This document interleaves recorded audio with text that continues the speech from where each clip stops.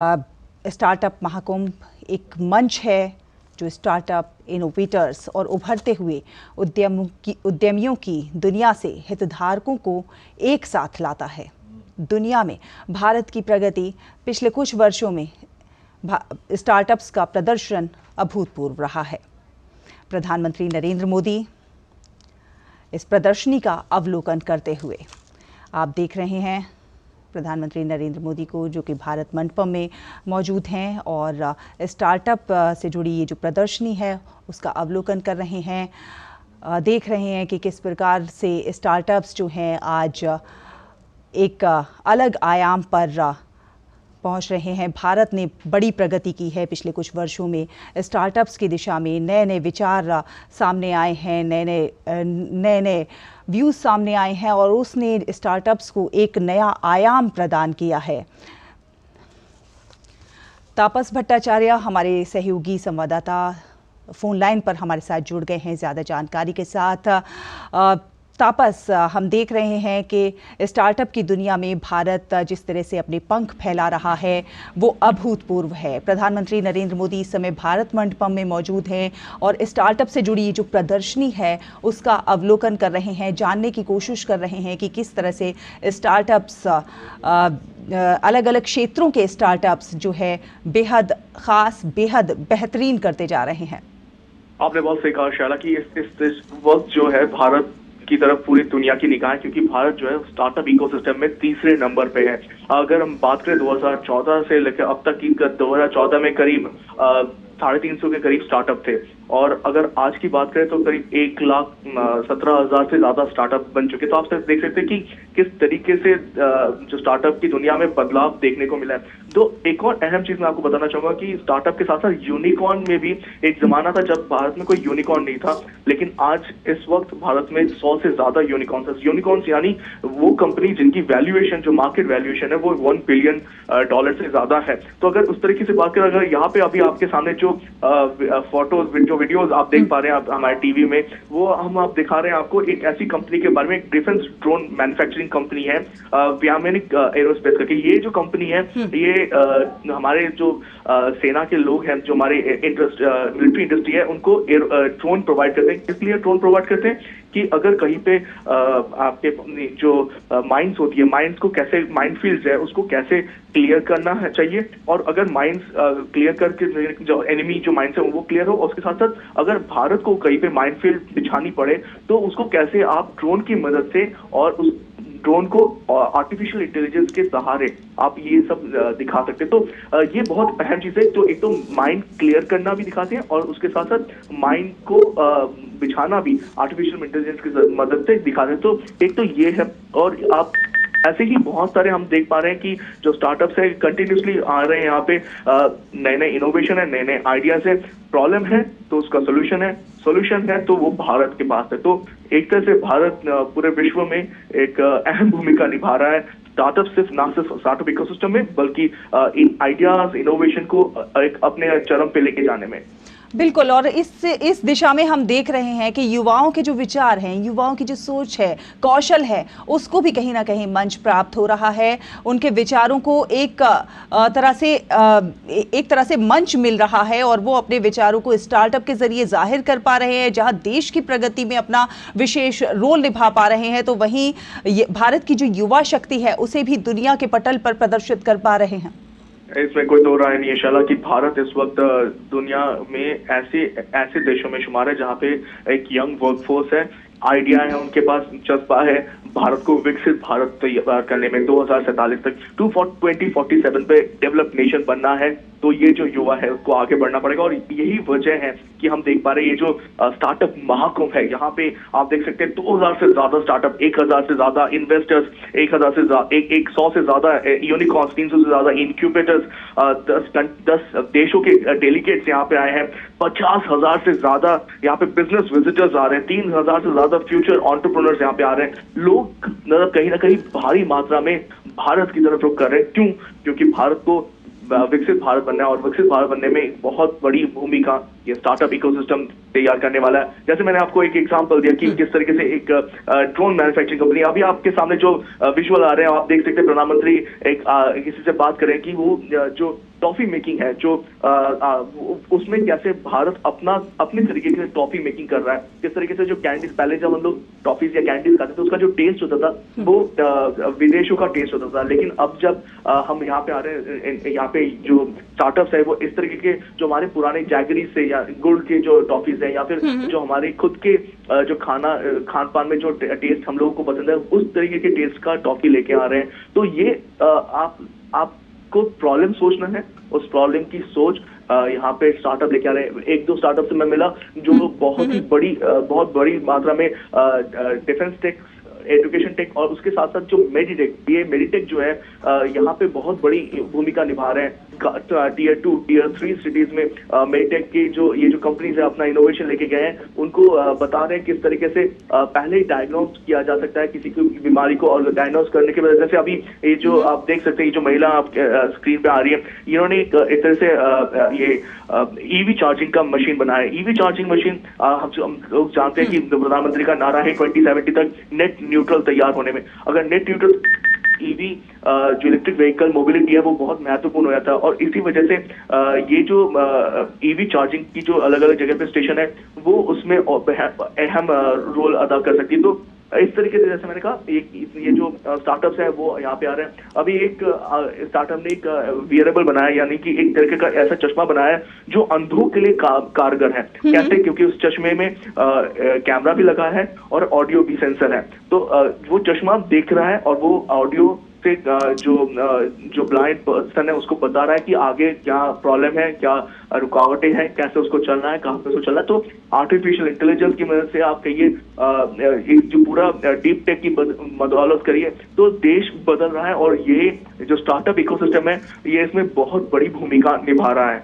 बिल्कुल। और देखिए, भारत कृषि प्रधान देश है, बहुत सारी चीज़ें ऐसी हैं जो हमारी खेती की इतनी महत्वपूर्ण होती हैं, इतने सारे मिलेट्स हैं, उनसे भी तैयार जो प्रोडक्ट्स हैं उन्हें वैश्विक पटल पर तमाम स्टार्टअप्स के जरिए पहुंचाया जा रहा है।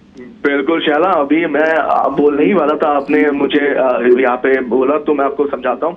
यहाँ पे एक ऐसा स्टार्टअप भी आया हुआ है जो हिमालय, हमारे यहाँ पे जो नॉर्थ वेस्टर्न पार्ट जो भारत का है वहाँ पे हिमालय की जो पूरी जो श्रृंखला है वहाँ पे ऐसे पौधे, ऐसे जो पौधे बनते हैं वो अब तो कहीं और मिलते नहीं है, उसकी बहुत ज्यादा जरूरत होती है। उनको कैंसर में जो दवाइयाँ उनमें यूज किया जा सकता है, उनको आर्थराइटिस की दवाइयों में यूज किया जाता है। तो ये जो दवाइयाँ उनमें इनको यूज किया जाता है वो अपने आप में दर्शाता है कि कितना महत्वपूर्ण है ये पूरी की पूरी पर्वत श्रृंखला। और यहाँ से ये जो स्टार्टअप है ये इन जो जड़ी बूटियों को लेके आते हैं, पूरे दुनिया में पहुंचाते हैं, वो बेस तैयार करके देते हैं, जहाँ पे जो बड़ी बड़ी कंपनियां जो दवाइयां बना रही है उन दवाइयों को जो लोगों की मदद करने में इस्तेमाल किया जा सकता है। एक और एग्रीटेक कंपनी की मैं बात करूं आपके, तो वो एग्रीटेक कंपनी बहुत काम कर रही है जो अलग तरीके की मशीन्स बनाने में। मशीन्स ऐसी तैयार की जाती है जो छोटी हो, कारगर हो और किसानों के पास आसानी से पहुंच जाए, जिससे कि उनको जो प्रॉब्लम होती है हेवी मशीन्स की उससे पार पाया जा सकता है। डीप टेक की बात करें, डीप टेक में भारत बहुत आगे बढ़ा है। हमने देखा है कि किस तरीके से आर्टिफिशियल इंटेलिजेंस की बदौलत, डीप टेक की बदौलत भारत में एक जो अलग तरीके से एक नया स्टार्टअप इकोसिस्टम तैयार हो रहा है। फिनटेक की बात करें, भारत इस वक्त पूरे विश्व में फिनटेक के जो पूरा सेक्टर है उसमें अग्रणी भूमिका निभा रहा है। यूपीआई का ये एनपीसीएल की बात करें, इनमें एक तरह से जो क्रांति आई है वो सच में सराहनीय है। तो भारत ये पूरा जो स्टार्टअप इकोसिस्टम है वहां पे मैंने पहले कहा तीसरा जरूर है वर्ल्ड विश्व में सबसे बड़ा स्टार्टअप इकोसिस्टम, लेकिन इस वक्त जिस तरीके से भारत आगे बढ़ा उसमें कोई दो राय नहीं कि अगले कुछ सालों में भारत इसकी अग्रणी भूमिका निभाएगा। एक बहुत जल्दी आने की उम्मीद है। बिल्कुल। और युवाओं की जो सोच है, युवाओं की सोच को आगे बढ़ाने में, युवाओं के कौशल को निखारने में प्रधानमंत्री नरेंद्र मोदी हमेशा से उनका फोकस रहा है कि युवाओं के कौशल को जो है बल मिले और वो और ज़्यादा से ज़्यादा बेहतर करके दिखाएं। और इस दिशा में प्रधानमंत्री नरेंद्र मोदी लगातार युवाओं को प्रेरित भी करते रहे हैं। हमने देखा है कि कई स्टार्टअप्स ऐसे हैं जो कि कचरे से कंचन बना रहे हैं। जी हाँ, कचरे से ऊर्जा भी तैयार कर रहे हैं।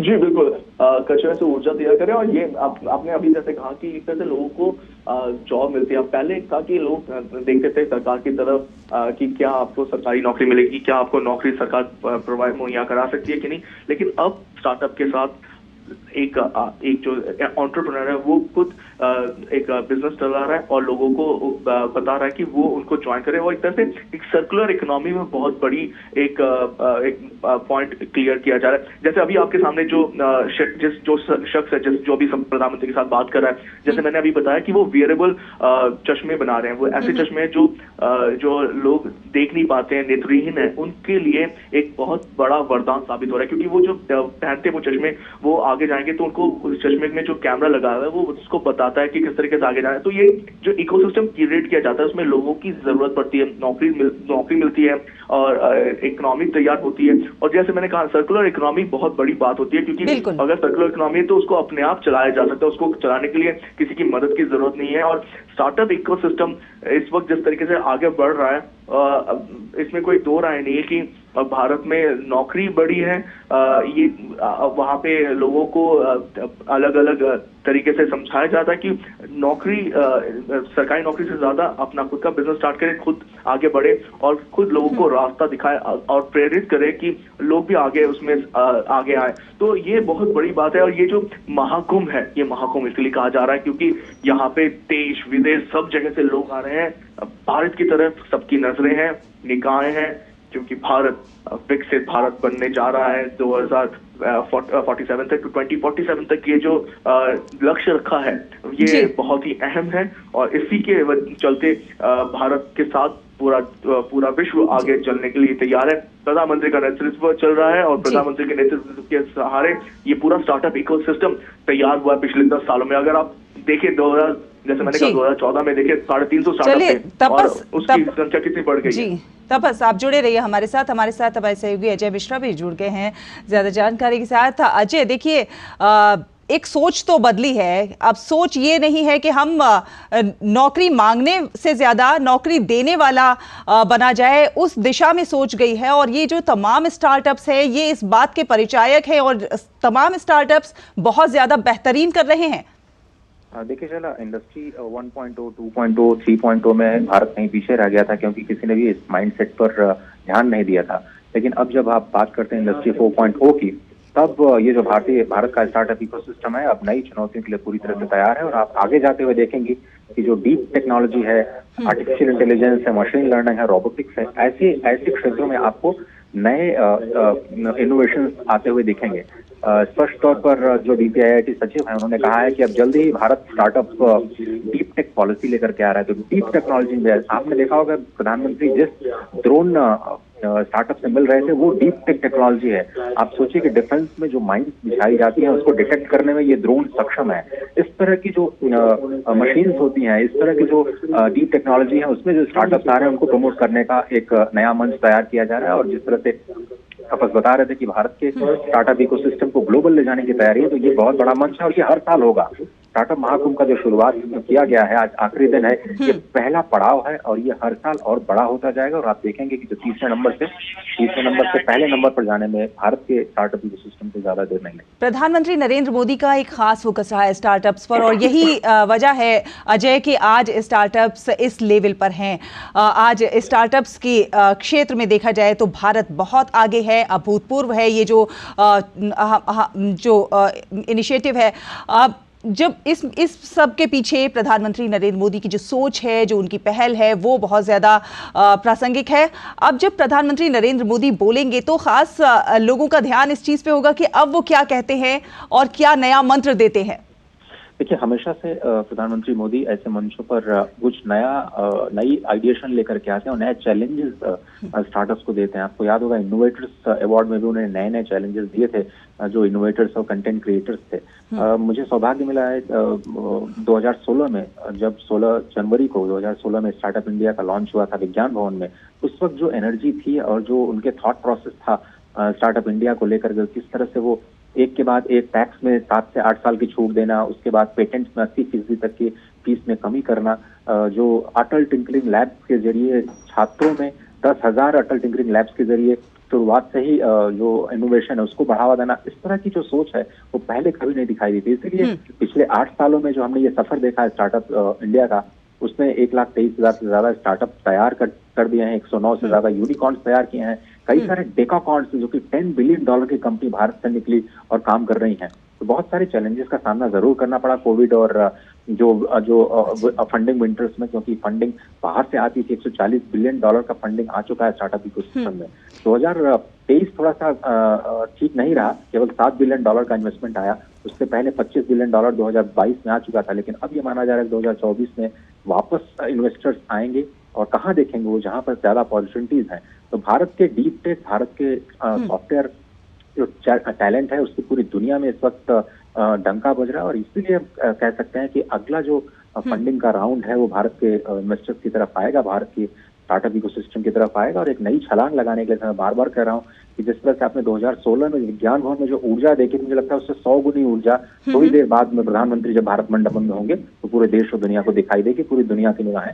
ये भी कहा जा रहा है अजय कि स्टार्टअप महाकुंभ जो है ये भारत का सबसे बड़ा और अपनी तरह का पहला स्टार्टअप इवेंट है जिसमें इतनी रिकॉर्ड भागीदारी दर्ज की गई है। ये बिल्कुल सही कहा आपने। 50,000 से ज्यादा डेलीगेशंस जो सीरियस डेलीगेशन है वो विजिट कर चुका है। 1,000 से ज्यादा स्टार्टअप 23 राज्यों से आज आए हैं। जैसा कि मैं सुबह बता रहा था कि अंडमान से लेकर के अलग अलग राज्यों के जो प्रतिनिधि हैं यहाँ पर भाग ले रहे हैं। एक भी ऐसा जिला नहीं है, 650 जिले हैं देश में, जहाँ पर एक कम से कम एक स्टार्टअप काम न कर रहा। और स्टार्टअप इकोसिस्टम को दूसरी ईज ऑफ लिविंग के साथ जोड़ना, ईज ऑफ डूइंग बिजनेस के साथ जोड़ना, और उसके साथ जो डीप टेक्नोलॉजी है, जो फ्यूचर की टेक्नोलॉजी है, उसके साथ तैयार करना। आपको याद होगा कि इंटरिम बजट में 1 लाख करोड़ रुपए के R&D का नया फंड लॉन्च किया गया है। आपको याद होगा 2016 में जब स्टार्टअप इंडिया का लॉन्च किया गया तो 10,000 रुपए का फंड लॉन्च किया गया था सिडबी के लिए, जो कि केवल स्टार्टअप इकोसिस्टम के लिए था। उसी की बदौलत आप देखिए अल्टरनेट इन्वेस्टमेंट फंड ने 56,000 करोड़ रुपए का इन्वेस्टमेंट किया है स्टार्टअप इकोसिस्टम में, और उसका जो रिटर्न है 300% है, यानी 3 गुना है। और ये जो सिलसिला है वो लगातार और भी ज्यादा बेहतर होने की उम्मीद है। और यही अब से थोड़ी देर में प्रधानमंत्री यहाँ पर पहुंचने वाले हैं और सभी को इंतजार है। तालियों के गड़गड़ाहट से उनका स्वागत होना शुरू हो गया है, और हम कोशिश करेंगे कि यहाँ से पल पल की खबरें यहाँ तक पहुँचाएं। बिल्कुल। और अजय, हम जो तस्वीरें अपने टीवी स्क्रीन पर अपने दर्शकों को दिखा रहे हैं, प्रधानमंत्री भारत मंडपम में प्रदर्शनी का अवलोकन करते हुए, बहुत सारे ऐसे स्टार्टअप्स हैं जो बहुत अलग हैं, बहुत नए हैं और बहुत ख़ास हैं। जिस तरह से एक चश्मे की बात की गई जो कि दिव्यांगों के लिए है, और इसी प्रकार के कई ऐसे स्टार्टअप्स हैं जो यहाँ पर प्रदर्शित किए गए हैं। यही देखिए, ये जो आइडिएशन होता है ना, आप एक प्रॉब्लम स्टेटमेंट को आइडेंटिफाई करते हैं, उसके बाद टेक्नोलॉजी के जरिए उसको सॉल्व करने का प्रयास करते हैं। तो जैसे एक महिला आपने देखा दूसरे या तीसरे स्टॉल पे जो एक महिला थी, उन्होंने एक ऐसी मशीन का विकास किया है जो गाँव में गर्भवती महिलाएं होती हैं, वो खुद ही अपने बच्चे के विकास को, अपने बच्चे के अपनी नाड़ी के विकास को जब गर्भावस्था के दौरान खुद ही वो डिटेक्ट कर सकती हैं और अपनी रिपोर्ट ऑनलाइन अपने डॉक्टर को भेज सकती हैं।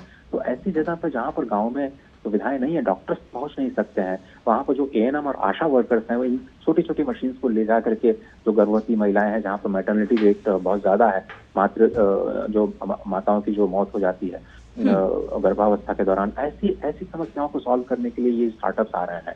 उसके बाद आपने देखो पराली एक बहुत बड़ी समस्या है दिल्ली NCR के ऊपर में। पराली से कैसे आप पैकेजिंग मटेरियल बनाए, उसको लेकर के एक स्टार्टअप ने यहाँ पर फरीदाबाद में एक बड़े कॉम्प्लेक्स की शुरुआत की है।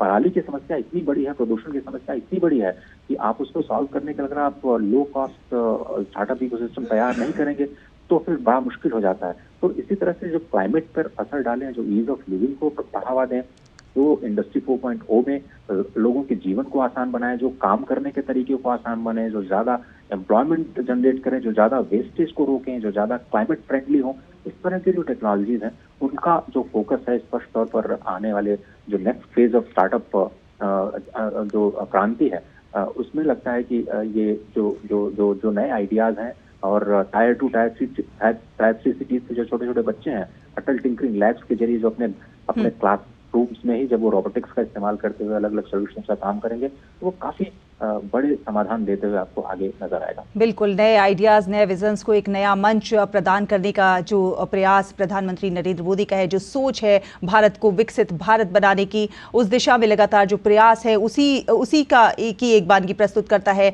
Startup India. और तमाम ऐसे स्टार्टअप हैं जो ना केवल देश को आगे बढ़ाने के लिए प्रयासरत है बल्कि पर्यावरण संरक्षण की दिशा में भी कारगर प्रयास कर रहे हैं। साथ ही साथ जो इससे कहीं ना कहीं अगर देखा जाए तो आर्थिक जो तंत्र है उसको भी मजबूती मिलेगी। बिल्कुल सही बात है। विकसित भारत को बनाने के लिए स्टार्टअप इकोसिस्टम की बहुत बड़ी भूमिका है। जिस तरह से हमने कहा कि पिछले 8 सालों में 140 अरब डॉलर का इन्वेस्टमेंट हुआ है, ये इन्वेस्टमेंट कई गुना बढ़ सकता है। सिडबी जो छोटे और मध्यम उद्यमों को सपोर्ट करता है, जिसमें स्टार्टअप इकोसिस्टम बहुत ही इम्पोर्टेंट है। आप देखिए, अलग अलग स्टेट गवर्नमेंट्स ने अपने स्टार्टअप पॉलिसीज बनाई हैं। बहुत सारे स्टेट गवर्नमेंट से आगे बढ़ करके आ रही हैं, जो कि सिडबी जैसे फंड को खुद भी सपोर्ट कर रही हैं। मिसाल के तौर पर आसाम, उत्तर प्रदेश, मेघालय, ऐसी हरियाणा फॉर दैट मैटर, वो सब ये स्टेट गवर्नमेंट्स भी आगे आ रही हैं और अपना फंड दे रही हैं सिडबी को कि आप फंड को सपोर्ट कीजिए और जो हमारे राज्य में स्टार्टअप इकोसिस्टम है उसको सपोर्ट कीजिए। तो स्पष्ट तौर पर देखिए, आर्टिफिशियल इंटेलिजेंस एक बहुत बड़ा हथियार साबित होने जा रहा है। और अमिताभ कांत ने तो पहले भी नहीं कहा था कि पहले कंपनीज को आर्टिफिशियल इंटेलिजेंस पे फोकस करना होगा और उसके बाद जो ऑडिट एंड फाइनेंस और कॉर्पोरेट गवर्नेंस की जो समस्याएं हैं, तो आपने देखा कि बहुत सारे बड़े स्टार्टअप्स गिरते हुए भी दिखाई दिए, जहाँ पे कॉर्पोरेट गवर्नेंस की दिक्कत है। तो ऑडिट कैसे करना है, फाइनेंस को कैसे दुरुस्त करना है, कैसे आप एआई कंपनी को प्रमोट करें, कैसे आप एंटरप्रेन्योर्स बनाने वाले इंस्टीट्यूशंस तैयार करें। ये एक once in a lifetime opportunity है स्टार्टअप इकोसिस्टम के लिए। और कोई भी स्टार्टअप इस मौके को गंवाना नहीं चाहता, क्योंकि इतना पॉजिटिविटी स्टार्टअप इकोसिस्टम को लेकर के देश में पहले कभी नहीं देखी गई थी, चाहे सेंट्रल गवर्नमेंट के तौर पर हो या जिसमें कि टैक्सेशन को लेकर के आपको काफी छूट दी जाती है, चाहे वो स्टेट गवर्नमेंट के लेवल पे हो, जहाँ पर कई सारी पॉलिसीज के जरिए स्टार्टअप इकोसिस्टम को प्रमोट किया जाता है। फाइनेंशियल इंस्टीट्यूशंस के जरिए किस तरह से उनको सस्ते लोन, आसान शर्तों को लोन दिया जाता है, बिना किसी कोलेटरल लोन दिया जाता है। इस तरह का एक इकोसिस्टम आज से पहले नहीं देखा गया और इसलिए once in a lifetime opportunity है, जिसमें 1,23,000 से ज्यादा रिकॉग्नाइज्ड स्टार्टअप जिसे गंवाना नहीं चाहते। बिल्कुल अजय, आने वाला समय जो है वो एआई का है और अगर एआई का सदुपयोग किया जाए तो बहुत सारे स्टार्टअप्स इस दिशा में भी बहुत ज्यादा खास कर सकते हैं। ये न केवल एआई, इस बार के स्टार्टअप महाकुंभ में 10 बड़े सेक्टर्स हैं शैला, जिसमें कि आर्टिफिशियल इंटेलिजेंस और सॉफ्टवेयर एज ए सर्विस एक बड़ा समूह है, इस पर फोकस है। डीप टेक्नोलॉजी, जैसा मैंने कहा कि बहुत बड़ा फोकस है डीप टेक्नोलॉजी, जिसमें कि बहुत सारे लोग सोच नहीं पाते जाने के लिए, जिसमें बहुत ही कॉम्प्लेक्स टेक्नोलॉजीज और इंजीनियरिंग स्किल की जरूरत होती है। और प्रधानमंत्री इस वक्त भारत मंडप में पहुंच चुके हैं और रूबरू हो रहे हैं और मुझे लगता है कि ये 10 बड़े फोकस सेक्टर्स हैं और आप आवाज सुन रहे होंगे मेरे पीछे किस तरह से जो आज की युवा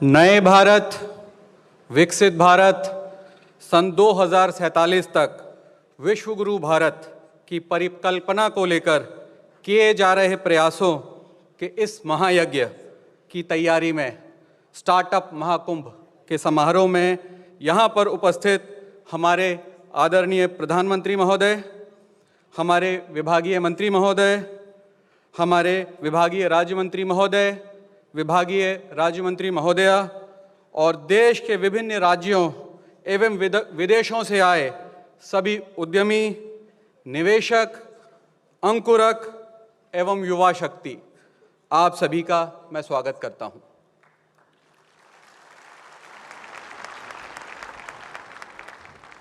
स्टार्टअप महाकुंभ भारत सरकार द्वारा किए जा रहे प्रयासों और नवोन्मेषी परिकल्पनाओं की एक कड़ी है।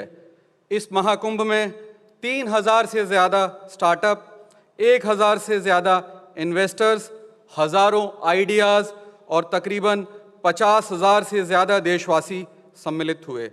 आदरणीय महोदय, हमने यहाँ आए हर भारतीय की इच्छाओं और आकांक्षाओं को महसूस किया। हमने भारत की उभरती हुई सोच और शक्ति का दर्शन किया।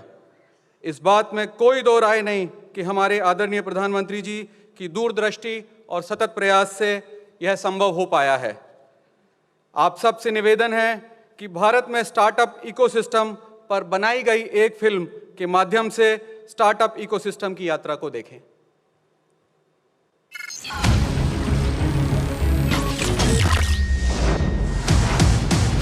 मैं स्टार्टअप हूं। नई ऊर्जा और नए उत्साह के साथ बदलते भारत की मैं बढ़ती ताकत हूं। वो भारत जो अनंत संभावनाओं और नवाचार की भूमि है। आज भले ही मेरा नाम सभी जानते हैं, पर एक दशक पहले मुझे कोई नहीं पहचानता था।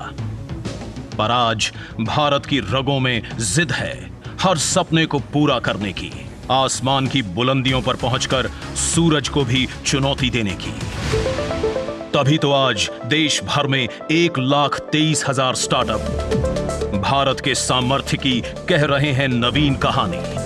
लगभग 13 लाख नौकरियों और रोजगार के द्वार भी तो खुले हैं। 670 से अधिक जिलों तक मैं पहुंच चुका हूं।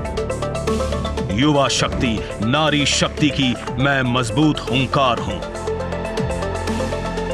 भारत के टियर 2 और टियर 3 शहरों में भी मैं आसमान छूने की जिद लिए नई ऊर्जा के साथ धड़क रहा हूं। स्टार्टअप इंडिया की यात्रा बहुत ही प्रेरणादायक रही है। वर्ष 2016 में स्टार्टअप इंडिया लॉन्च हुआ और स्टार्टअप इकोसिस्टम को बूस्ट करने के लिए फंड ऑफ फंड्स योजना शुरू हुई और फिर साल दर साल इससे नई उपलब्धियां जुड़ती गईं।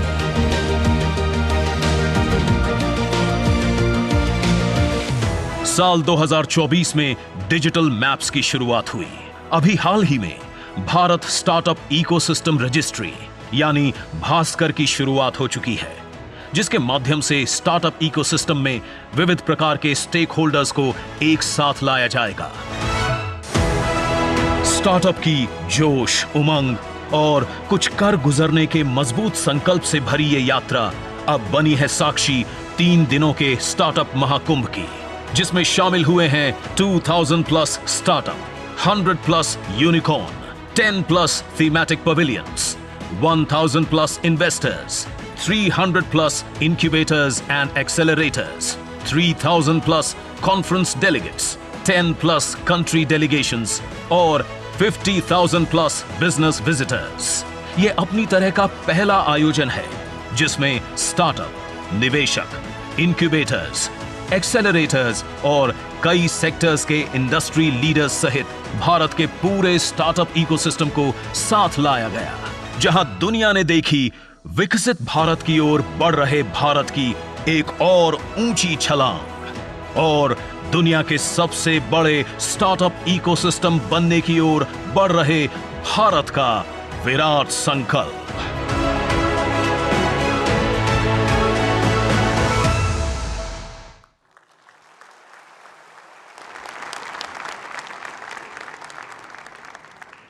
अब मैं स्वागत भाषण के लिए विभागीय मंत्री जी को आमंत्रित करना चाहूंगा। सर।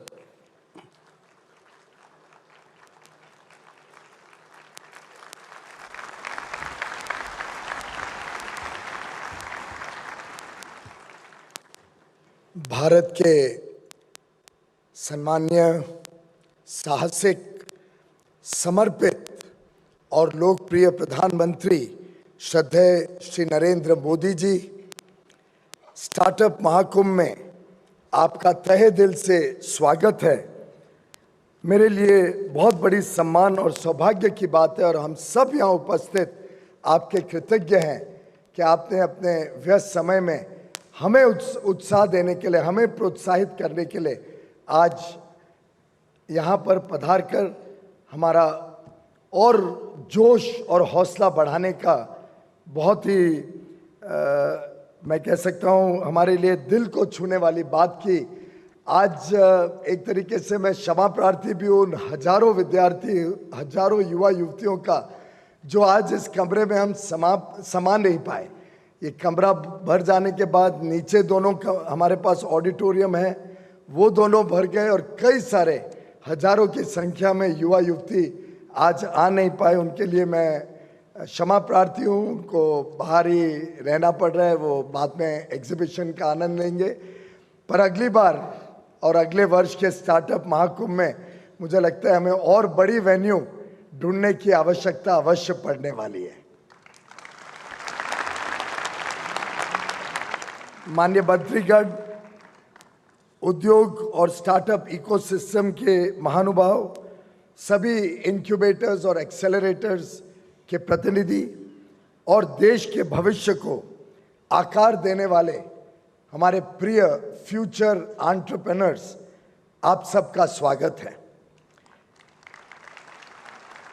स्टार्टअप महाकुंभ भारत के innovative brilliance, can do spirit और प्रभाव करने की प्रबल इच्छा शक्ति का एक प्रतीक है। 21वीं सदी स्टार्टअप्स की सदी है और स्टार्टअप्स इसे भारत की सदी बनाएगा, ये मेरा पक्का विश्वास है। माननीय अटल बिहारी वाजपेयी जी ने जय जवान जय किसान के साथ जय विज्ञान को जोड़ा और माननीय प्रधानमंत्री जी श्री नरेंद्र मोदी जी ने इसमें जय अनुसंधान को जोड़कर इनोवेशन की भूमिका को सेंटर स्टेज देने का काम किया। इस वर्ष अभी तक 1 लाख से अधिक पेटेंट्स ग्रांट किए जा चुके हैं। भारत अकेले में 1 लाख से अधिक पेटेंट्स, लगभग आधे पेटेंट्स भारत के हैं, भारत में जिसका नवाचार हुआ है। और अब भारत आईपीआर में विश्व की टॉप 5 कंट्रीज में से एक बन रहा है। इसका प्रभाव ग्लोबल इनोवेशन इंडेक्स में भारत के बढ़ते हुए कदम भी दर्शाता है। आप भारत को आत्मनिर्भर बनाने में इनोवेशन को सबसे मजबूत स्तंभ मानते हैं और एंटरप्रेन्योर्स को नेशन बिल्डर्स और चेंज मेकर्स के रूप में देखते हैं। आपके विकसित भारत के संकल्प की यात्रा में स्टार्टअप्स एक महत्वपूर्ण भूमिका निभा रहे हैं। मैं धन्यवाद करना चाहूँगा हमारे सभी ऑर्गेनाइजिंग टीम के मेंबर्स का, विशेषकर एसोचैम, नैस्कॉम, देश भर से आए इनक्यूबेटर्स, एक्सेलरेटर्स, निवेशक, उद्योजक और सभी स्टूडेंट्स का, जिनकी कड़ी मेहनत से इतने कम समय में इतने बड़े स्तर पर शायद दुनिया में first of its kind global event का आयोजन संभव हो पाया।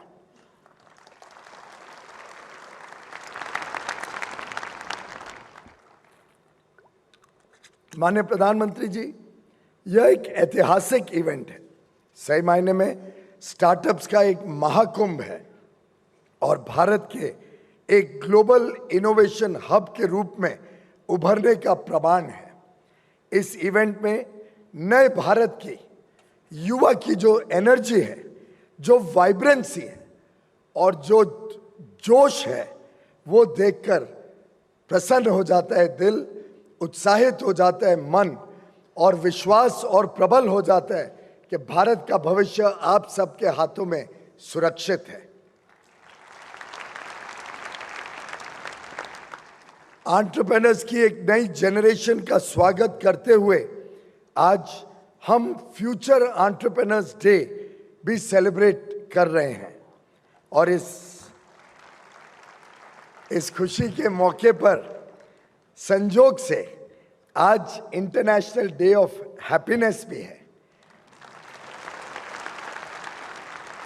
और आपके आने से माननीय प्रधानमंत्री जी, मैं समझता हूं यहां उपस्थित युवा शक्ति की खुशी में और 4 चांद लग गए हैं।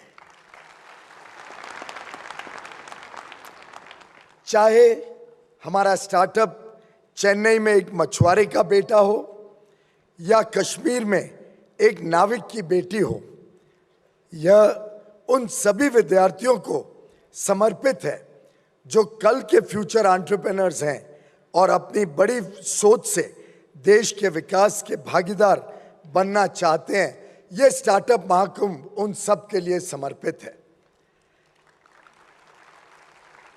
स्टार्टअप्स के माध्यम से अनगिनत युवा युवतियों ने अपने सपनों को सच बनाया और ट्रेडिशनल इंडस्ट्रीज को डिसरप्ट करते हुए रूल्स ऑफ द गेम को रीडिफाइन करने का काम किया है।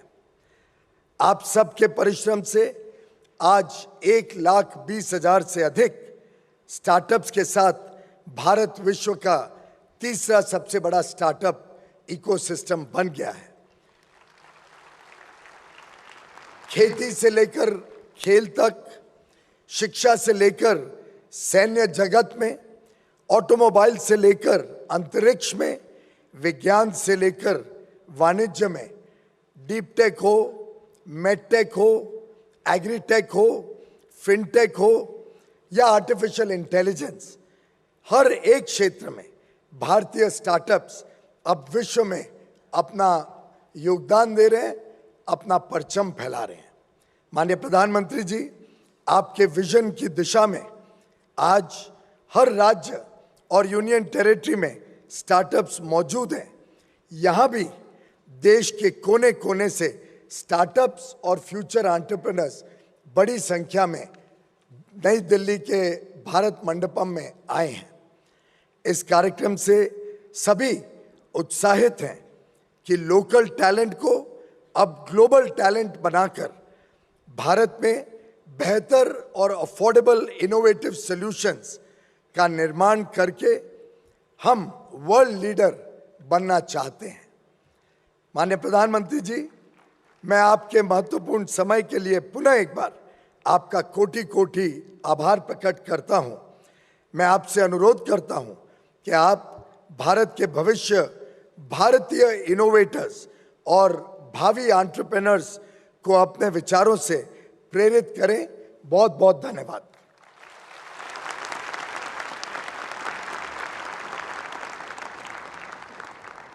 आदरणीय मंत्री महोदय, सादर धन्यवाद। अब मैं इस स्टार्टअप महाकुंभ के प्रणेता, हमारे मार्गदर्शक एवं भारत के यशस्वी प्रधानमंत्री जी को स्टेज पर बुलाना चाहूँगा ताकि आदरणीय प्रधानमंत्री जी अपने आशीर्वचनों से हमें अनुग्रहित करें।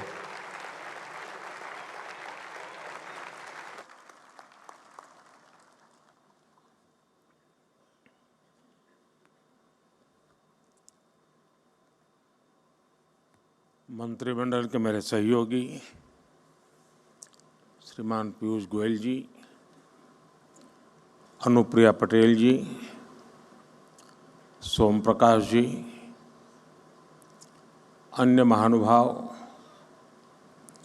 और देश भर से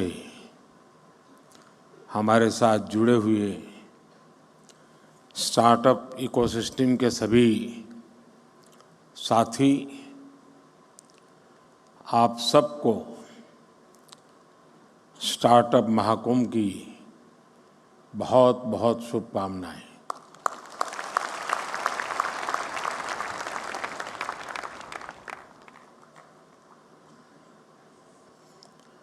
स्टार्टअप लॉन्च तो बहुत लोग करते हैं,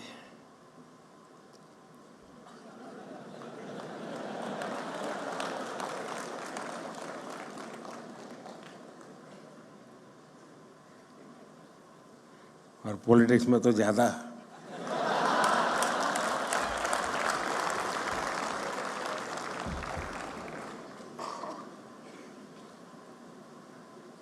और बार बार लॉन्च करना पड़ता है।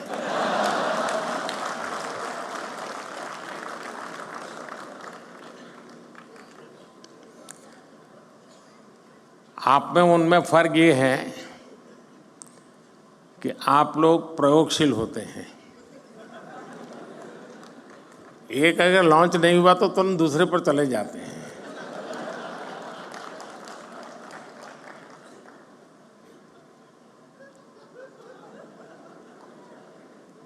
क्यों भाई, पीछे देर हो गई।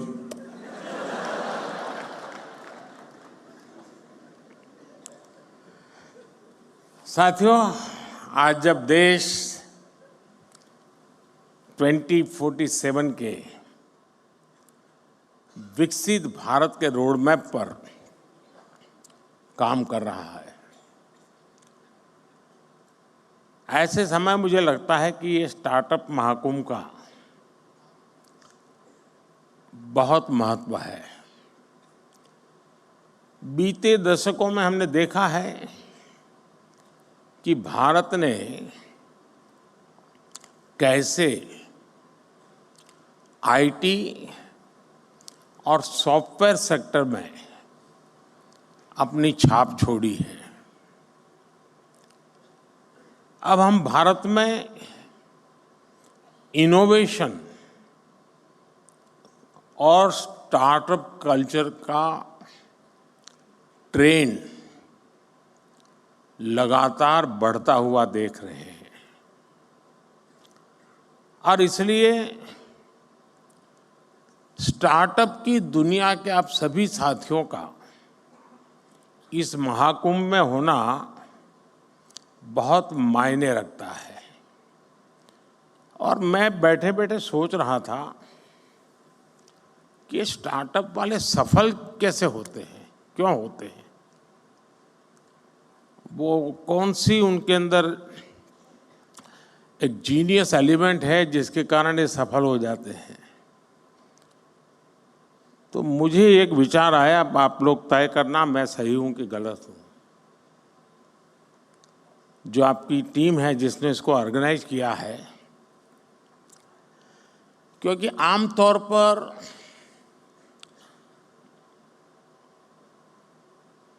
सार्वजनिक जीवन में, उद्योग जगत, व्यापार जगत में कोई भी निर्णय होता है तो उसका संबंध सरकार से होता ही है। और जब सरकार से होता है तो फिर थोड़ा 5 साल का टाइम टेबल रहता है।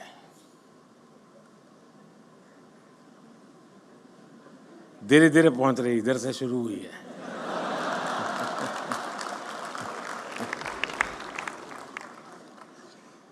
और इसलिए आमतौर पर जो व्यापारी मन होता है वो सोचता है यार अब चुनाव का वर्ष है, अभी रहने दो, एक बार चुनाव हो जाए, नई सरकार बनेगी तब देखेंगे। ऐसा ही होता है ना। लेकिन आप लोग, इलेक्शन डिक्लेयर हो चुका है, उसके बावजूद भी इतना बड़ा कार्यक्रम कर रहे हैं।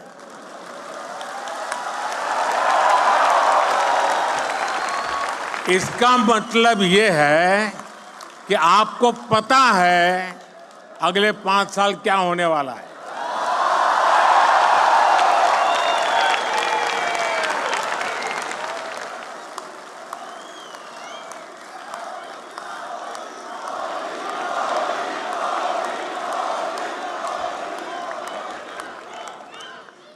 और मैं समझता हूं आपके अंदर ये जो जीनियस चीज पड़ी है ना, वही स्टार्टअप को सफल बनाती होगी।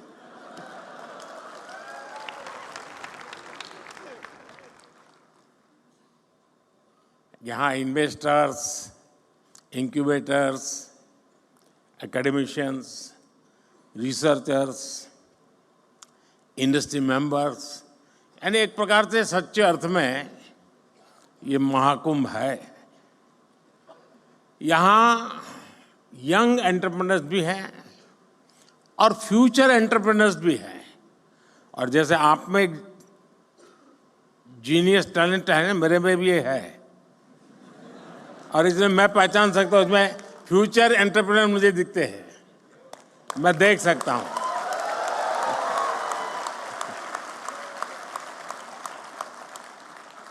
ऐसे में ये एनर्जी, ये वाइब वाकई अद्भुत है। जब मैं पोर्ट्स और एग्जीबिशन स्टॉल से गुजर रहा था तो ये वाइब मैं फील कर रहा था, और दूर कुछ लोग लगे थे, नारे भी लगा रहे थे, और हर कोई अपने इनोवेशन को बड़े गर्व के साथ दिखा रहा था। और यहां आकर किसी भी भारतीय को लगेगा कि आज के स्टार्टअप को नहीं, बल्कि कल के यूनिकॉर्न और डेकाकॉन को देख रहे हैं।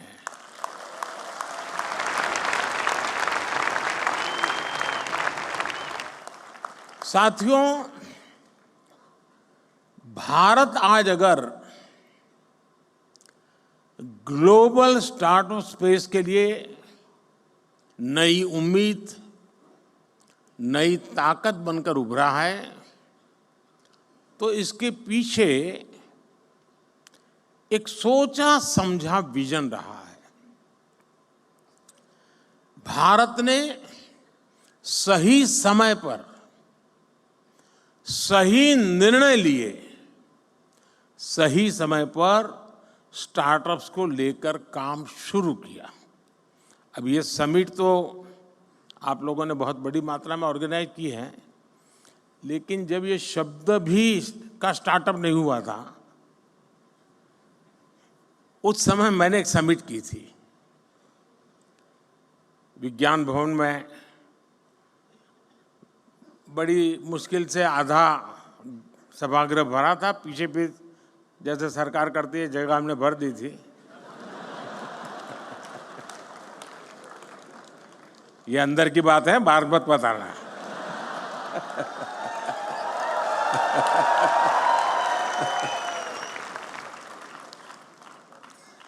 और उस समय देश में जो नए नए कुछ नौजवान, और मैंने startup India, stand up India इसको लॉन्च करने की दिशा में मेरा प्रयास था। और मैं चाहता था कि उसको मैं एक आकर्षण पैदा करूं, यूथ में एक मैसेजिंग करूं। तो कुछ लोगों ने जो इनिशिएटिव लिए थे उनको खोजा देश भर में, भाई कोई कोने में कोई करता है तो जरा देखो। और मैंने 5-7 लोगों को बुलाया था कि जरा भाई आप भी वहाँ भाषण कीजिए, मेरी कोई सुनेगा नहीं। अब सुनते हैं।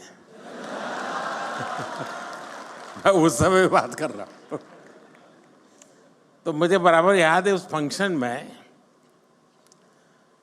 एक बेटी ने अपना अनुभव सुनाया, शायद यहाँ बैठी भी हो, मुझे मालूम नहीं है।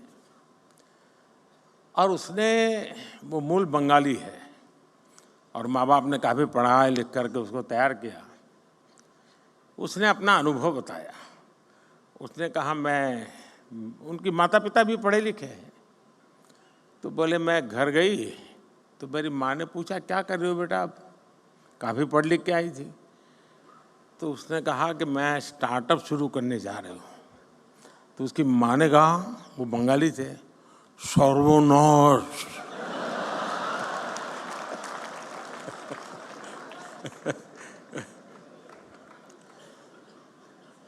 बोले सर्वनाश यानी स्टार्टअप यानी सर्वनाश। वहां से शुरू हुई यात्रा, इसका एक सैंपल यहां नजर आ रहा है।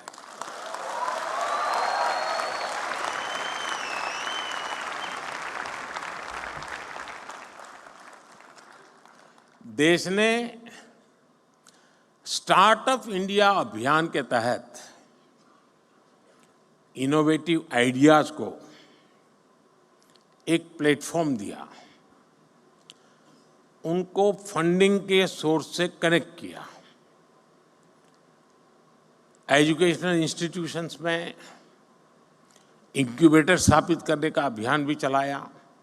हमने बिल्कुल उसका बालवाटिका शुरू की, अटल टिंकरिंग लैब, जैसे एजुकेशन में सबसे शुरू होता है ना केजी का, वैसा ही हमने शुरू किया। और इससे फिर एक स्टेज आकर गया, इंक्यूबेशन सेंटर बनते गए। टियर 2, टियर 3 शहरों के नौजवानों के लिए भी अपने आइडियाज को इंक्यूबेट करने की सुविधा मिलने लगी। आज पूरा देश गर्व से कह सकता है कि हमारा स्टार्टअप इकोसिस्टम सिर्फ बड़े मेट्रो शहर तक सीमित नहीं है। और अभी छोटी सी फिल्म में भी दिखाया गया, ये देश के 600 से अधिक जिलों तक पहुंच चुका है। इसका मतलब है ये एक सामाजिक कल्चर बन गया है और जब कोई सामाजिक कल्चर बन जाए तो फिर उसको रुकने का कोई कारण ही नहीं होता है, वो नई नई ऊंचाइयों को प्राप्त करता ही करता जाता है। भारत की स्टार्टअप क्रांति का नेतृत्व आज देश के छोटे शहरों के युवा कर रहे हैं। कुछ लोग सोचते हैं कि हमारे स्टार्टअप सिर्फ टैक्स स्पेस तक ही सीमित है, लेकिन मुझे खुशी है कि आज agriculture, textile, medicine, transport, space, even मैंने देखा योगा में स्टार्टअप शुरू हुए हैं। आयुर्वेद में स्टार्टअप शुरू हुआ है, और एक दो नहीं, मैं थोड़ा मैं रुचि लेता हूं तो देखता रहता हूं। 300, 400 की संख्या में है, और हर एक में एक से बढ़कर एक न कुछ नया है जी। कभी तो मुझे भी सोचना पड़ता है कि मैं योगा कर रहा हूं वो ठीक है कि स्टार्टअप वाला कह रहा है वो योगा ठीक है।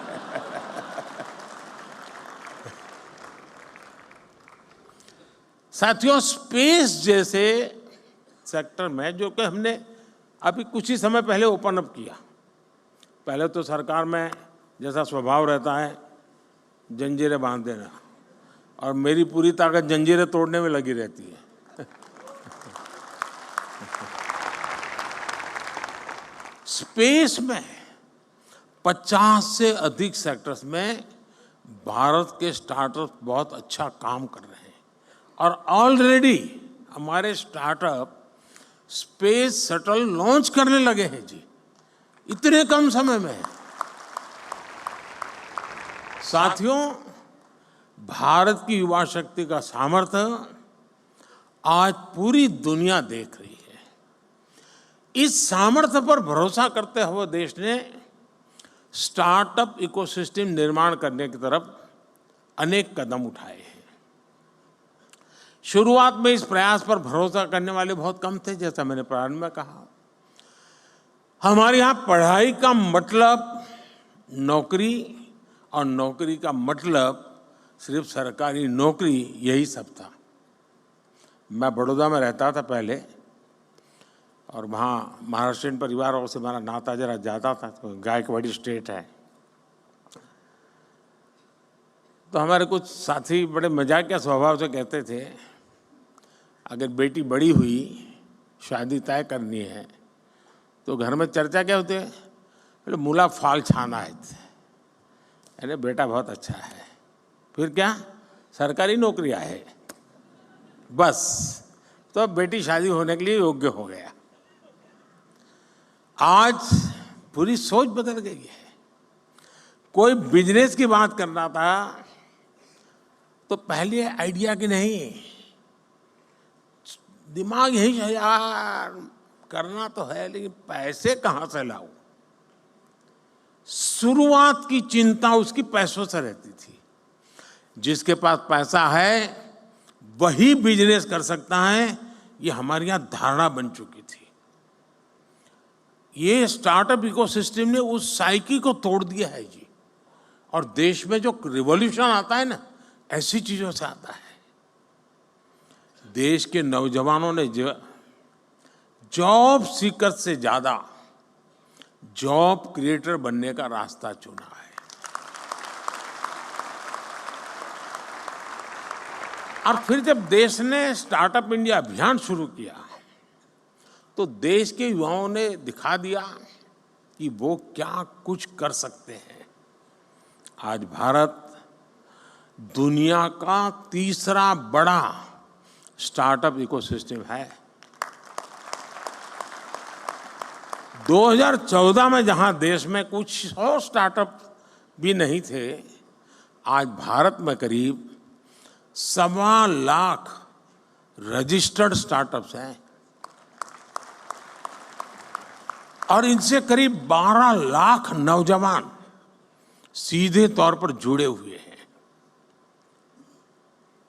हमारे पास 110 से ज्यादा यूनिकॉर्न्स हैं। हमारे स्टार्टअप्स ने लगभग 12,000 पैटेंट्स फाइल किए हैं। और बहुत सारे स्टार्टअप ऐसे हैं जो अभी तक वो पेटेंट के महत्व नहीं समझे हैं। मैं अभी भी मिल के आया, मैंने पहला ही पूछा, मैंने कहा पेटेंट हुआ गया? नहीं, बोले प्रोसेस में है। मेरा आप सबसे आग्रह है उस काम को साथ साथ चालू ही कर दीजिए, क्योंकि आज दुनिया इतनी तेजी से बदल रही है, पता नहीं कौन कहाँ हाथ मार ले।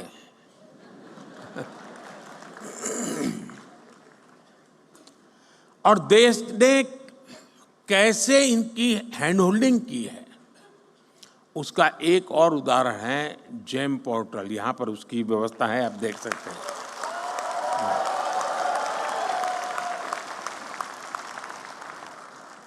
आज ये स्टार्टअप सिर्फ जेम पोर्टल पर ही करीब 20,000 करोड़ रुपए से ज्यादा का कारोबार कर चुके हैं। यानी सरकार ने एक प्लेटफॉर्म बनाया, आप वहां पहुंचे और इतने कम समय में 20-22 साल की आयु के नौजवान 20,000 करोड़ का कारोबार कर ले एक प्लेटफॉर्म पर, ये बहुत बड़ी बात है जी। आप सभी इस बात के गवाह हैं कि आज का युवा अब डॉक्टर, इंजीनियर के साथ साथ एक इनोवेटर बनने का सपना, अपने स्टार्टअप का सपना भी देखने लगा है। ये मैं समझता हूं उसके पास जो टैलेंट है या जो उसकी ट्रेनिंग है, स्टार्टअप के माध्यम से वो एक नए क्षेत्र में प्रवेश कर रहा है। आज मैं देखता हूं कि कैसे युवा अपने स्टार्टअप के दम पर अलग अलग सेक्टर्स में छाए हुए हैं। और मुझे तो पक्का विश्वास है कि 2019 का जब चुनाव आएगा ना, उस समय कम से कम 1,000 स्टार्टअप ऐसे होंगे जो इसकी सेवाएं पॉलिटिकल पार्टियां लेती होगी। वो ऐसे ऐसे चीजें लेकर के आएंगे और उसको भी लगेगा हाँ यार, इस तरीके से पहुंच रहा अच्छा है, ये सरल रास्ता है। यानी कहने का मेरा तात्पर्य है कि हर क्षेत्र में, चाहे वो सेवा का क्षेत्र हो, कम्युनिकेशन का क्षेत्र हो, नौजवान नए आइडियाज लेकर के आते हैं, कम से कम रिक्वायरमेंट के साथ वो परफॉर्म करने लग जाते हैं। और मैं मानता हूं इसी ने इसकी ताकत बहुत बढ़ाई है। कोई, मैंने देखा आज जो ट्रेडिशनल खान पान की चीजें हैं उसमें बिजनेस में आगे बढ़ रहा है। कोई मेडिकल के इक्विपमेंट इस प्रकार से बना रहे हैं कि भाई आपको आसानी से आप अपना देख सकते हैं। यानी कोई सोशल मीडिया के ग्लोबल जायंट्स से मुकाबला करने की तैयारी कर रहा है। यही सपने हैं, यही स्पिरिट है, यही शक्ति है। इसीलिए लोग कहते हैं मैं इसे नष्ट करूंगा।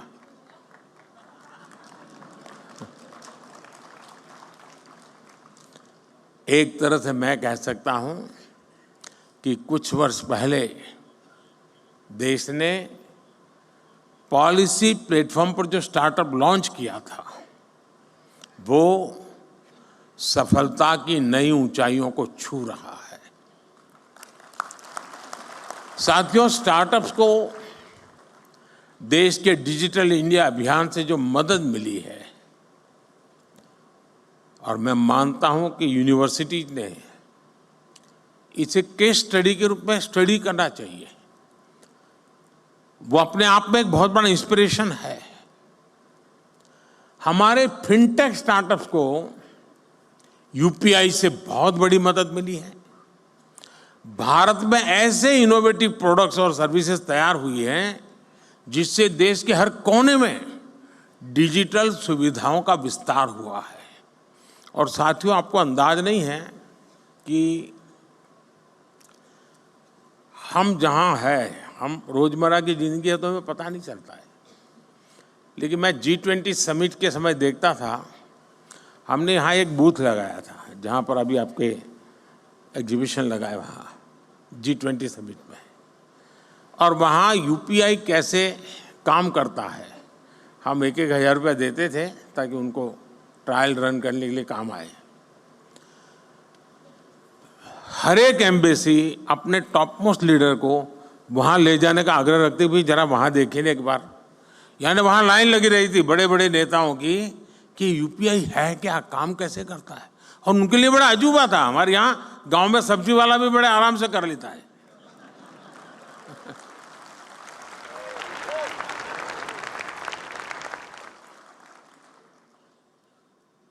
साथियों, इससे फाइनेंशियल इंक्लूजन को बल मिला है। रूरल और अर्बन डिवाइड को देश कम कर पाया है। और दुनिया में शुरू में इसकी चिंता थी। जब डिजिटल प्रोग्रेस होने लगा तो हैव्स एंड हैव नॉट्स वाली थियरी इसके साथ जुड़ गई थी। सोशल डिवाइड की बात हो रही थी। भारत ने टेक्नोलॉजी को डेमोक्रेटाइज कर दिया है और इसलिए हैव्स एंड हैव नॉट्स वाली थियरी मेरे यहाँ चल नहीं सकती है। मेरे यहाँ सबके लिए सब कुछ है। आज एग्रीकल्चर हो, एजुकेशन हो, हेल्थ हो, इनमें स्टार्टअप के लिए नई संभावनाएं बन रही है। मुझे इस बात की भी खुशी है कि हमारे 45% से ज्यादा स्टार्टअप्स 45% से ज्यादा स्टार्टअप्स इसका नेतृत्व महिलाएं कर रही है, नारी शक्ति कर रही है।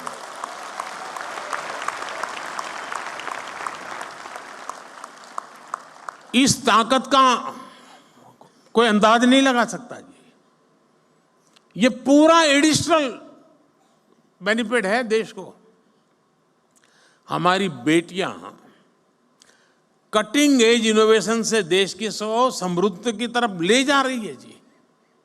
साथियों, इनोवेशन का एक कल्चर विकसित भारत के निर्माण के लिए नहीं बल्कि पूरी दुनिया के बेहतर भविष्य के लिए भी बहुत जरूरी है। और मैं बहुत जिम्मेवारी के साथ कहता हूं, विश्व के बेहतर भविष्य की बात मैं कर रहा हूं और मेरी ताकत पर नहीं, आपके सामर्थ्य पर मेरा भरोसा है।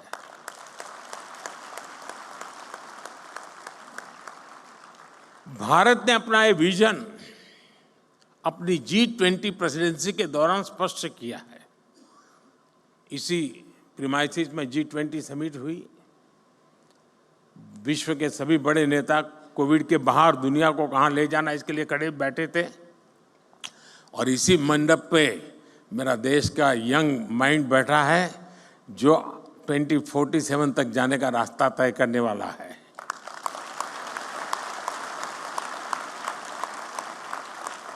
भारत ने स्टार्टअप 20 के तहत दुनिया भर के स्टार्टअप इकोसिस्टम को एक साथ लाने का प्रयास किया है। इसी भारत मंडप में G20 के दिल्ली डिक्लेरेशन में पहली बार स्टार्टअप्स को न सिर्फ इंक्लूड किया गया बल्कि उन्हें नेचुरल इंजन ऑफ ग्रोथ भी माना गया।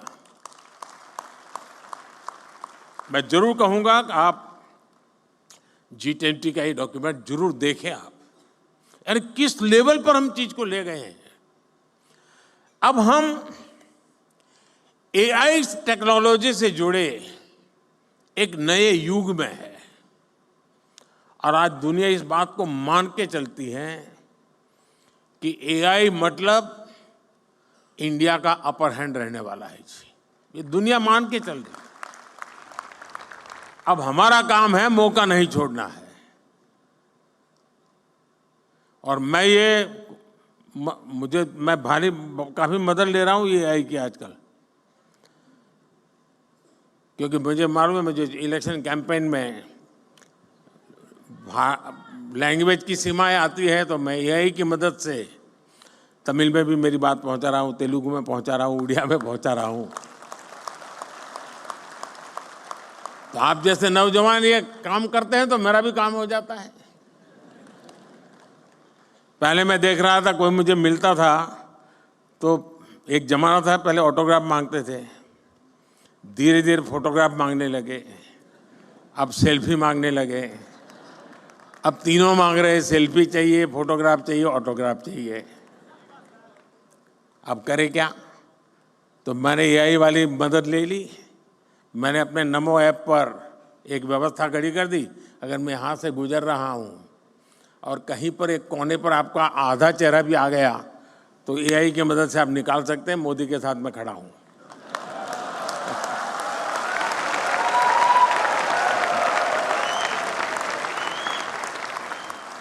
आप लोग नमो ऐप पर जाएंगे तो फोटो बूथ है, वहां से आपको फोटो मिल जाएगी आपकी।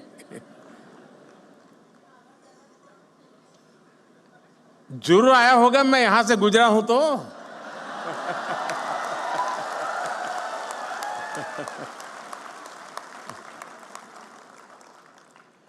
साथियों, इसलिए भारत के यंग इनोवेटर्स के लिए और ग्लोबल इन्वेस्टर्स के लिए एआई एक ऐसा क्षेत्र अनगिनत नए अवसर लेकर के आया है।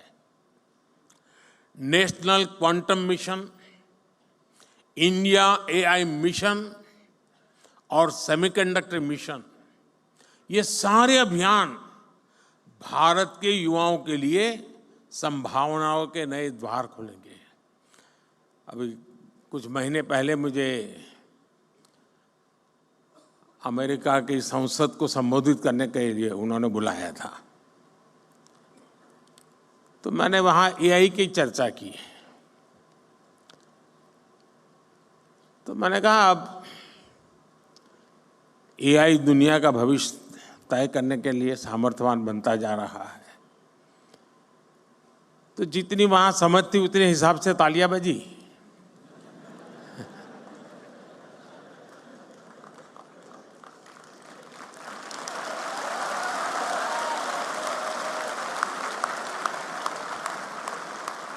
फिर मैंने कहा कि मेरा एआई का मतलब है अमेरिका इंडिया।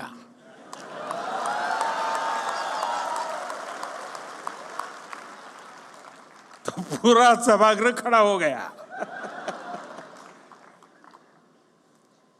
साथियों, लेकिन ये तो मैंने वहां पॉलिटिकल संदर्भ में कहा, लेकिन आज मैं जरूर मानता हूं कि एआई का सामर्थ्य, इसका नेतृत्व भारत के हाथ में ही रहेगा और रहना भी चाहिए।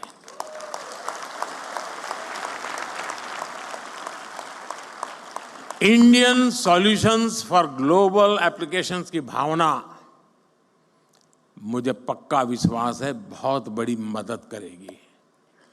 भारत के युवा इनोवेटर जिन प्रॉब्लम्स का सॉल्यूशन ढूंढेंगे, वो दुनिया के अनेक देशों की मदद करेगा। मैं पिछले दिनों को एक प्रयोग करता रहता हूं।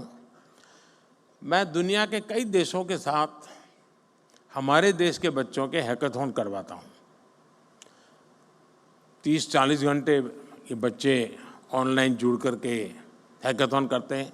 मिक्स टीम बनती है, जैसे मानो सिंगापुर इंडिया है तो सिंगापुर के बच्चे, इंडिया के बच्चे साथ में प्रॉब्लम सॉल्व करते हैं।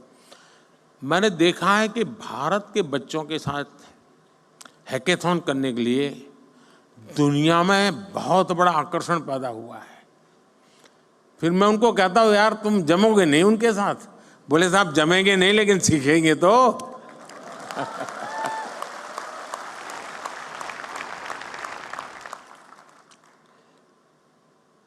दोस्तों, भारत में जो इनोवेशन ट्राइड और टेस्टेड होगा, वो दुनिया की हर ज्योग्राफी और डेमोग्राफी में सक्सेसफुल होगा, क्योंकि हमारे यहां सब नमूने हैं। यहाँ रेगिस्तान भी मिलेगा, यहाँ बाढ़ वाला इलाके भी मिलेगा, यहाँ पर मीडियम पानी वाला भी है, यानी हर प्रकार की चीज आपको एक ही जगह पर सब मौजूद है जी। और इसलिए यहाँ जो सक्सेस हुआ वो दुनिया में कहीं पर भी सक्सेस हो सकता है। साथियों, भारत लगातार इस विषय में फॉरवर्ड प्लानिंग करते हुए चल रहा है। देश ने हजारों करोड़ रुपयों के नेशनल रिसर्च फाउंडेशन बनाने का निर्णय लिया है। थोड़े समय पहले इसका निर्णय आपने देखा होगा। और इंटरिम जो बजट हमने रखा था, हमारे देश में कुछ चीज़ों की चर्चा करने के लिए लोगों को फुर्सत नहीं है, क्योंकि फालतू चीज़ों में उनका टाइम बहुत जाता है। इस इंटरिम बजट में, क्योंकि पूरा बजट तो अभी जब मैं दोबारा आऊँगा तब आएगा,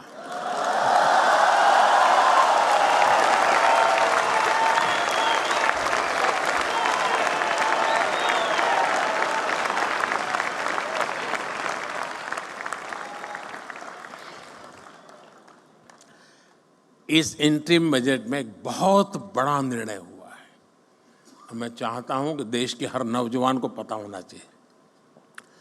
रिसर्च और इनोवेशन के लिए 1,00,000 करोड़ रुपए के फंड की घोषणा की गई है।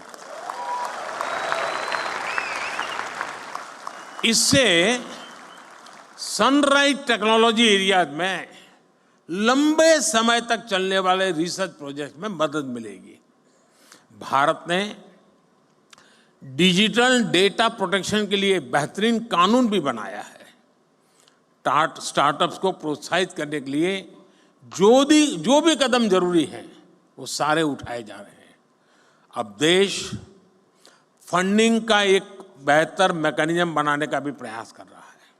साथियों, आज जो स्टार्टअप सफल हो रहे हैं उन पर एक बड़ी जिम्मेदारी भी है।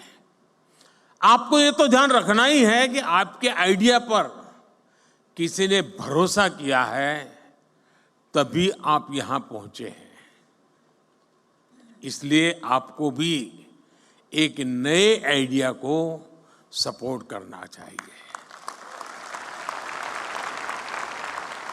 कोई तो था जिसने आपका हाथ पकड़ा था, आप भी किसी का हाथ पकड़िए। क्या आप किसी एजुकेशनल इंस्टीट्यूट में युवाओं को प्रेरित करने के लिए मेंटर के रूप में जा नहीं सकते? मान लीजिए आपने 10 टिंकरिंग लैब ले लिए, जाएंगे उन बच्चों से बातें करेंगे, आपके आइडिया उनके आइडिया चर्चा करेंगे, इंक्यूबेशन सेंटर पर जाएंगे, 1 घंटा दीजिए, आधा घंटा दीजिए, मैं रुपये पैसे देने की बात नहीं कर रहा हूं। देश की नई पीढ़ी से मिलिए दोस्तों, मजा आ जाएगा।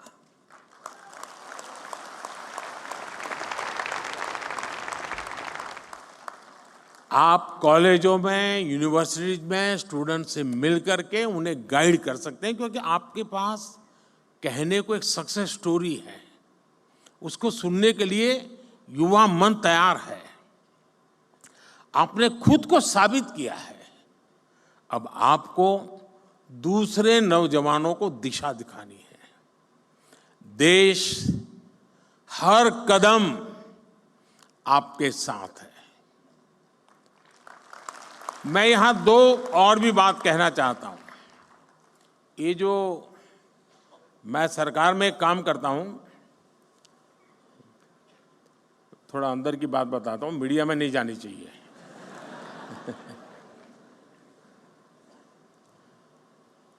मैंने सरकार में एक बार कहा आकर के, नया नया यहाँ आया था दिल्ली, यहाँ का कल्चर का ज़्यादा पता नहीं था मुझे, मैं बाहर का व्यक्ति था। मैंने सरकार से कहा, मैंने कहा ऐसा करो भाई, तुम्हारे यहाँ ऐसे प्रॉब्लम डिपार्टमेंट में जो लंबे समय से अटके पड़े हैं, लटके पड़े हैं, तुम लोग कोशिश कर रहे हो लेकिन सॉल्यूशन नहीं आ रहा है, ऐसे आइडेंटिफाई करो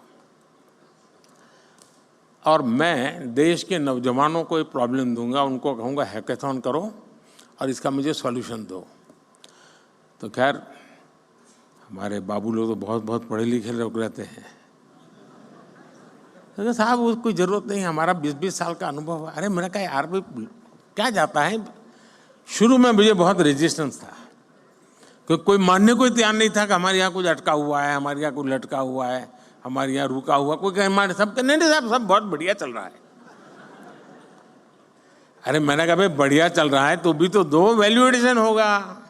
अच्छा नहीं होगा तो वो देखेगा कि क्या बढ़िया है, जाने दो ना बाहर। खैर बड़ी मुश्किल से सब डिपार्टमेंट ने मुझे, मैं बहुत पीछे पड़ गया तो निकाल करके दिया कि साहब ये एक समस्या है, ये तो टोटल लगाया तो करीब 400 निकली। अब वो तो शायद मुझे लगता है 0.1% भी नहीं बताया होगा।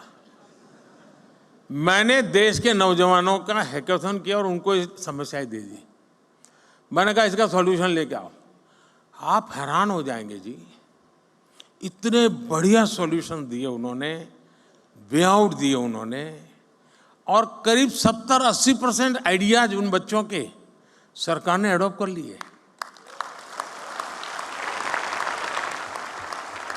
फिर स्थिति ये बनी कि हमारे डिपार्टमेंट मुझे पूछने लगे, साहब इस साल हैकाथन कब होगा? क्योंकि उनको लगा कि भाई ये सॉल्यूशन तो यहीं पर मिलेगा। यानी कहने का तात्पर्य है कि इनके पास जब मिलते हैं बच्चे, बैठते हैं, बहुत चीजें निकाल के लाते हैं।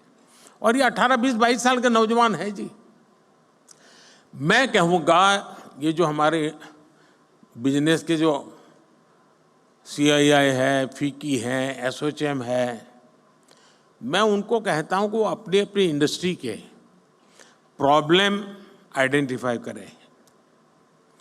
प्रॉब्लम आइडेंटिफाई करके वे ये स्टार्टअप वालों का हैकाथन करें और उनको प्रॉब्लम दे।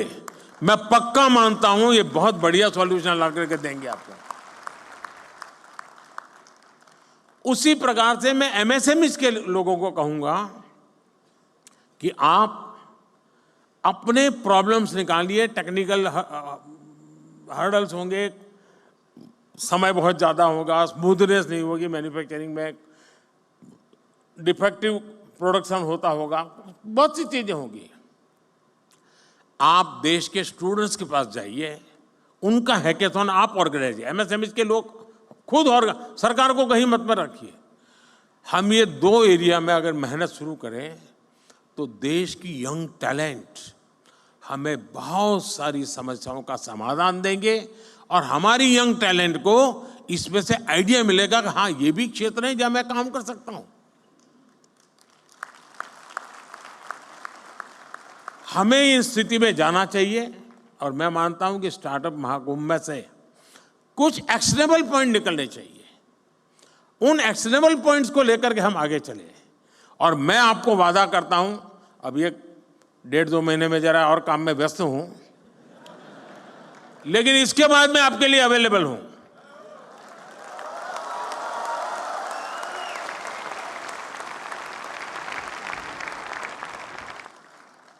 मैं यही चाहूंगा कि आप आगे बढ़े, नए स्टार्टअप बनाएं, खुद की भी मदद करें, दूसरों की मदद करें। आप इनोवेशन जारी रखें, इनोवेटर्स को अपना सहयोग जारी रखें। आपके एस्पिरेशंस ही भारत के एस्पिरेशंस है। भारत को 11वें नंबर से 5वें नंबर की इकोनॉमी बना दिया और इसमें बहुत बड़ी भूमिका मेरे देश के नौजवानों की है, आपकी है। अब भारत को, और मैंने हिंदुस्तान को गारंटी दी है कि मेरे तीसरे टर्म में मैं देश को दुनिया की तीसरी इकोनॉमी बना करके रहूंगा।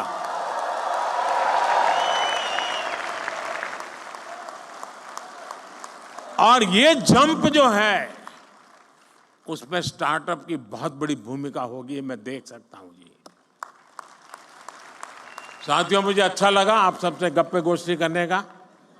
आप सब नौजवानों से आपका उत्साह, उमंग मेरे में भी एक नई ऊर्जा भर देता है।